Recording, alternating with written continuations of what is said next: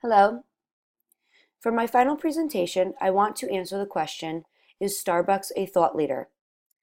To begin, I want to first explain what a thought leader is. Denise Brasseau of the Thought Leadership Lab explains a thought leader as an informed leader. They are trusted sources who move and inspire people with innovative ideas, turn those ideas into reality, and know and show how to replicate their success. They are changing the world in meaningful ways and engage others to join their efforts. To reinforce this definition and embrace a thought leader's importance, Forbes boldly expresses how corporations that embrace thought leadership as a strategy for growth represent the essence of market leadership, corporate accountability, and changing the rules of client engagement.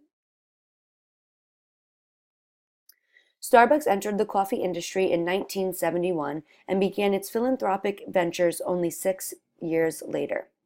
Howard Schultz, the man responsible for the powerhouse, represents his role as thought leader early on. Quote, "When we love something, emotion drives our actions. If you don't love what you're doing with unbridled passion and enthusiasm, you're not going to succeed when you hit obstacles.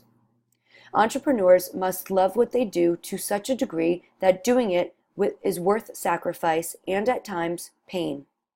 But doing anything else we think would be unimaginable." And with that being said, Schultz never slowed. He continued his efforts in building Starbucks to be one of the largest known coffee brewing cafes in the world, all while building his brand as a business icon. As Starbucks grew, its knowledge of coffee grew. As its knowledge of coffee grew, its desire to provoke a change in the world grew. Simultaneously, Starbucks used its products to inspire the several different programs that the Starbucks Foundation created. For instance, when Howard Schultz stated, "The growth of a company and the license that Starbucks has is to participate in other food and beverage opportunities. We have a global business, and in many parts of the world, tea is much, much bigger than coffee. And we're going to bring tea and bring our capability and our understanding of what we've done for coffee to tea." And with that, another charitable act was inspired.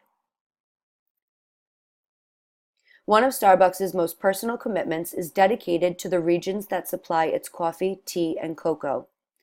Starbucks invests in programs designed to strengthen local economic and social development, the health and stability of coffee communities, impacts farmers and their ability to be both productive and raise sustainable crops. And as Starbucks' product market grew, so did its outreach to its communities.